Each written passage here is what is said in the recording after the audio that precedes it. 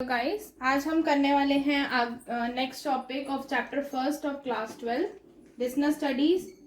उससे पहले आप मेरे चैनल को सब्सक्राइब कर देना और बेल आइकन को क्लिक कर देना कि आने वाली न्यू वीडियो की नोटिफिकेशन आपको टाइम पर मिल जाए। द फर्स्ट नेक्स्ट टॉपिक है coordination, the essence of management. Coordination का मतलब क्या होता है कि जो भी ग्रुप ऑफ पीपल हैं वो हार्मनी के साथ यानी एकजुट होकर काम करें, कोऑर्डिनेट बनाकर रखें। ठीक है, तो ये एसेंस होता है मैनेजमेंट का। कैसे इसकी डेफिनेशन है ये, it is a process of achieving unity of action, यानी कि ऐसा प्रोसेस है जहाँ पर जो भी हम एक्शन लेते हैं वो यूनिटी के बेसिस पे लेते हैं। यूनिटी के बेसिस पर यानी एक ग्रुप एक्शन होता है। कैसा एक्शन होता है? Group action. Among interdependent activities and departments, जो भी एक्टिविटीज मैनेजमेंट के अंदर की जा रही है वो इंटरडिपेंडेंट एक्टिविटीज होगी।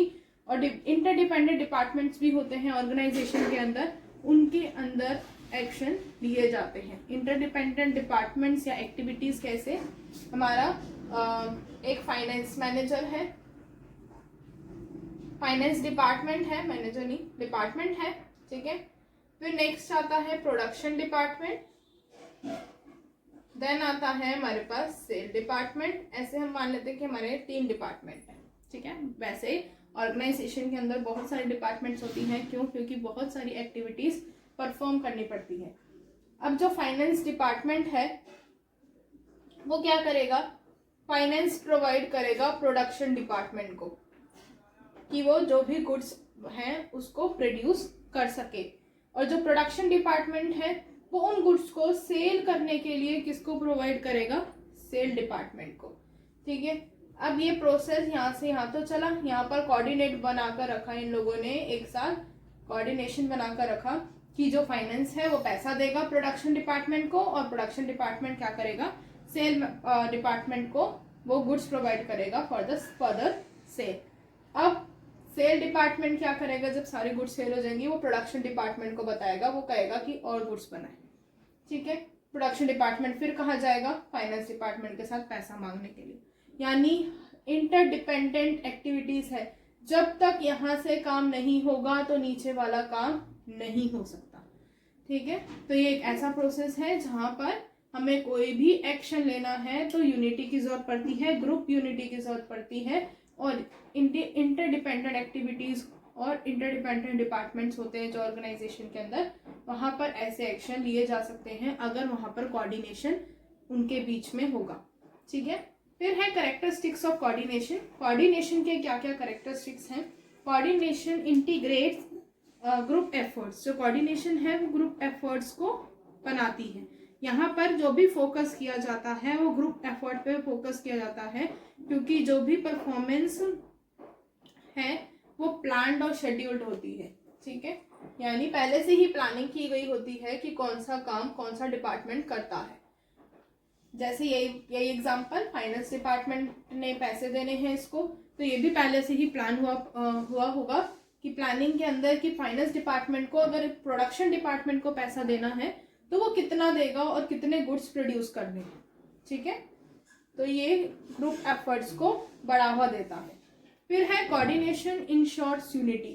जो कोऑर्डिनेशन है वो यूनिटी का भी ध्यान रखती है कि जो भी काम हम लोग कर रहे हैं उसमें यूनिटी बनी रहे, क्योंकि ये ऐसा एक्ट है, एक बाइंडिंग फोर्स है डिपार्टमेंट्स के अंदर और उनकी एक्टिविटीज के अंदर, उनकी एक्शंस के अंदर।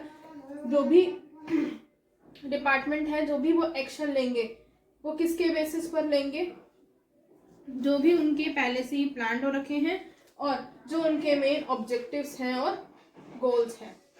फिर है coordination is a continuous process. Coordination जो है वो एक कॉन्टिन्यूअस प्रोसेस है।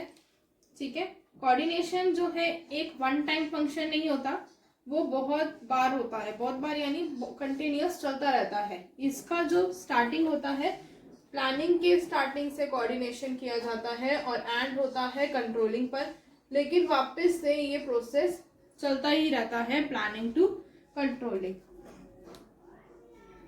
फिर है coordination is an all pervasive function. जो कोऑर्डिनेशन है वो एक ऑल परवेसिव फंक्शन है, यानी ये हर लेवल ऑफ मैनेजमेंट पर होगा, हर जगह पर इसका यूज़ किया जाता है, चाहे वो ऑल लेवल्स ऑफ मैनेजमेंट है या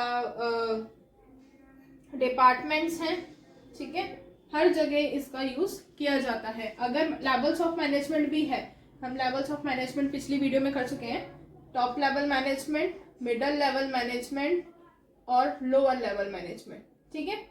मैनेजमेंट के अंदर भी कोऑर्डिनेशन होना जरूरी है। अगर टॉप मैनेजर की लड़ाई मिडल मैनेजर से हो गई तो वो क्या पॉलिसीज, क्या जो इंस्ट्रक्शंस हैं वो उसको प्रोवाइड करा पाएगा? नहीं करा पाएगा। तो इसके अंदर भी कोऑर्डिनेशन होना जरूरी है, ठीक है। फिर आता है coordination is the responsibility of all the managers. जो कोऑर्डिनेशन है वो रिस्पॉन्सिबिलिटी होती है हर एक मैनेजर की। टॉप लेवल मैनेजर को कोऑर्डिनेट करके रखना पड़ता है सब अपने सबऑर्डिनेट से कि, और ध्यान रखना पड़ता है टॉप लेवल मैनेजर को कि जो भी पॉलिसीज हैं ऑर्गेनाइजेशन की वो मिडल लेवल मैनेजमेंट तक और functions of management all levels of management तक जानी चाहिए। जो मिडल लेवल मैनेजमेंट है उनको दोनों के साथ कोऑर्डिनेट करना पड़ता है, टॉप लेवल के साथ भी और फर्स्ट लाइन मैनेजर के साथ भी। और जो ऑपरेशनल लेवल मैनेजर है उनको भी कोऑर्डिनेट करना पड़ता है मिडल लेवल मैनेजर्स के साथ और अपने वर्कर्स के साथ कि जो भी काम और जो भी इंस्ट्रक्शंस मिडल लेवल मैनेजर्स से आई हैं वो सारी उसी इंस्ट्रक्शंस पर जो भी वर्कर्स हैं वो काम कर रहे हैं, नहीं कर रहे हैं, और जो भी काम हो रहा है वो अकॉर्डिंग टू देयर प्लान्स हो रहा है या नहीं हो रहा है। तो हर एक लेवल की रिस्पॉन्सिबिलिटी बन जाती है, हर एक मैनेजर की रिस्पॉन्सिबिलिटी बन जाती है कि हर लेवल ऑफ मैनेजर्स के साथ और हर जगह कोऑर्डिनेट रखें। फिर है coordination is a deliberate function. Coordination एक डेलिब्रेट फंक्शन है जिसके अंदर अगर हम कोऑर्डिनेशन नहीं रखेंगे, विदाउट कोऑर्डिनेशन, बिना कोऑर्डिनेशन के कोई भी काम नहीं हो सकता। कोऑपरेट रखना जरूरी है और एक स्पिरिट रखना जरूरी है। स्पिरिट यानी ग्रुप स्पिरिट, कि जो भी काम हो रहा है वो ग्रुप के अंदर हो रहा है, ठीक है। Cooperation in the absence of coordination में लीड टू वेस्टेड एफर्ट। अगर हमारे अंदर कोऑपरेशन नहीं है किसी के साथ तो बिना कोऑर्डिनेशन के साथ जो भी काम हो रहे हैं वो सिर्फ एक वेस्टेड एफर्ट है, वो काम सक्सेसफुल नहीं होते हैं। फिर है कोऑर्डिनेशन विदाउट कोऑपरेशन में lead to dissatisfaction among employees. सिर्फ कोऑर्डिनेशन रख रहे हैं और कोऑपरेशन नहीं है तो इससे क्या होगा, जो एम्प्लॉयज हैं वो डिससैटिस्फाइड रहेंगे। जो कोऑर्डिनेशन है वो एक सेपरेट फंक्शन है मैनेजमेंट का और बहुत ही इम्पॉर्टेंट फंक्शन भी है। कोऑर्डिनेशन जो है हर लेवल पर भी ज़रूरी है और हर डिपार्टमेंट के लिए भी ज़रूरी है, क्योंकि इससे सारे के सारे जो ग्रुप एफर्ट्स हैं वो अपने जो गोल्स हैं उनको अचीव कर पाते हैं।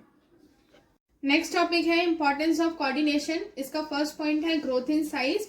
इसमें यह है कि अगर जो ऑर्गेनाइजेशंस होती हैं वो जैसे जैसे ग्रो करती जाएंगी वैसे वैसे नंबर ऑफ एम्प्लॉय जो पीपल हैं वो ग्रो होते जाएंगे एक ऑर्गेनाइजेशन के अंदर। उस टाइम पर ऑर्गेनाइजेशन को डिफिकल्ट हो जाता है उनके एफर्ट्स और उनकी एक्टिविटीज़ को इंटीग्रेट करना।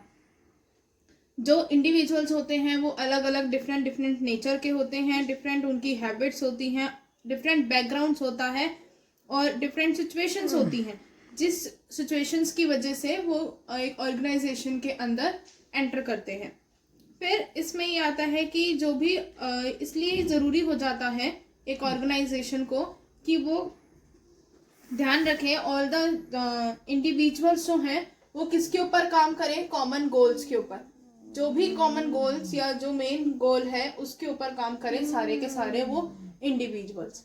तो इसलिए कोऑर्डिनेशन का जो इम्पोर्टेंस है वो यहाँ काम आता है कि कोऑर्डिनेट करना ज़रूरी है कि जो भी कॉमन गोल्स हैं वो अचीव हो सकें। नेक्स्ट है फंक्शनल डिफरेंशिएशन।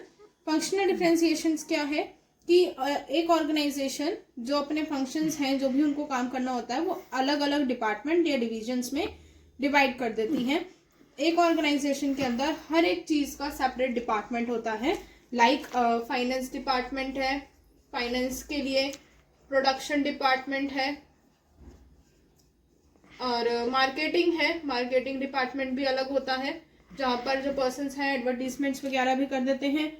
एचआर डिपार्टमेंट भी आजकल अलग रहता है। पहले एचआर डिपार्टमेंट जो है अलग नहीं होता था, बट आज ह्यूमन रिसोर्स डिपार्टमेंट जो है वो अलग रहता है। फिर इसमें ये है कि अगर यहाँ पर भी कोऑर्डिनेशन कैसे ज़रूरी है। अगर मार्केटिंग डिपार्टमेंट है वो कहता है कि मुझे मार्केटिंग करनी है, यानी मेरे को 10%, वो सोचता है कि 10% सेल जो है वो इंक्रीज कर देनी है बाय प्रोवाइडिंग डिस्काउंट, कि वो डिस्काउंट भी प्रोवाइड कर दे। लेकिन उसी पर जो फाइनेंस डिपार्टमेंट है वो जो डिस्काउंट है उसका अप्रूव नहीं चाहता। वो ये नहीं चाहता कि डिस्काउंट हो, वो इस तरह के लॉसेस को बियर नहीं करना चाहता। तो यहाँ पर भी कोऑर्डिनेट बनाना ज़रूरी हो जाता है। इसलिए कोऑर्डिनेशन हर एक डिपार्टमेंट में और ऑर्गेनाइजेशन के अंदर ज़रूरी होता है। फिर है स्पेशलाइजेशन। स्पेशलाइजेशन क्या है? मॉडर्न ऑर्गेनाइजेशंस जो हैं वो चाहती हैं कि हाई डिग्री ऑफ स्पेशलाइजेशन हो, ठीक है। अब उसके लिए वो क्या करती हैं? हाई डिग्री ऑफ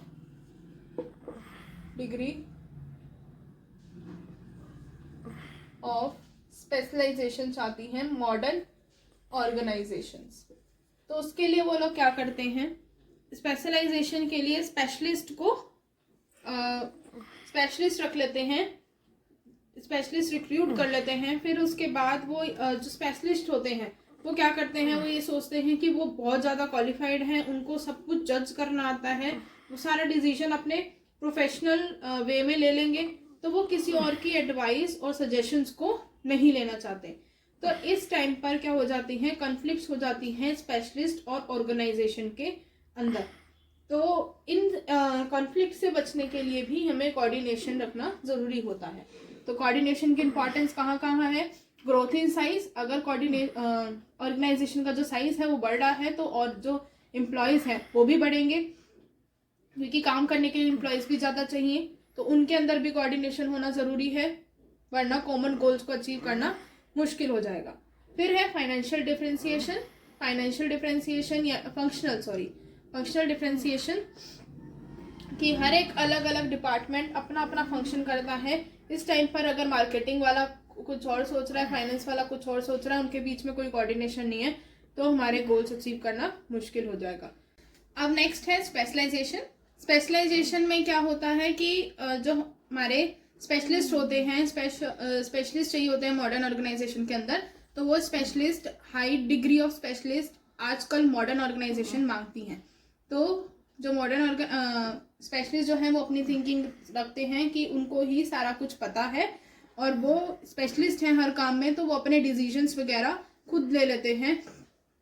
इस वजह से जो ऑर्गेनाइजेशन है और स्पेशलिस्ट हैं उनके अंदर कॉन्फ्लिक्ट्स हो जाते हैं, ठीक है। तो इन कॉन्फ्लिक्ट से बचने के लिए क्या इंपॉर्टेंट है? कोऑर्डिनेशन होना ज़रूरी है इन स्पेशलिस्ट और ऑर्गेनाइजेशन के बीच में। अगर कोऑर्डिनेशन होगा तो हमारे जो कॉमन गोल्स हैं वो बहुत आसानी से अचीव हो जाएंगे, ठीक है। आज यहाँ पर हमारा जो फर्स्ट चैप्टर है वो कंप्लीट हो जाता है। इसके बाद मैं नेक्स्ट वीडियो में इस चैप्टर के इम्पॉर्टेंट क्वेश्चंस बताऊंगी, जो कि सीबीएसई पॉइंट ऑफ व्यू से, बोर्ड से बहुत ज़्यादा इम्पॉर्टेंट हो रहते हैं। और अब नेक्स्ट वीडियो में मिलते हैं। और अगर आपको मेरी वीडियो अच्छी लगती है, आपको समझ आता है, तो प्लीज़ लाइक कर दें, शेयर कर दें और प्लीज़ सब्सक्राइब भी कर दें और बेल आइकन पर क्लिक करना ना भूलें। उससे आपको मेरी न्यू वीडियो की आने वाली जो नोटिफिकेशंस होती हैं वो टाइम पर मिल जाएंगी।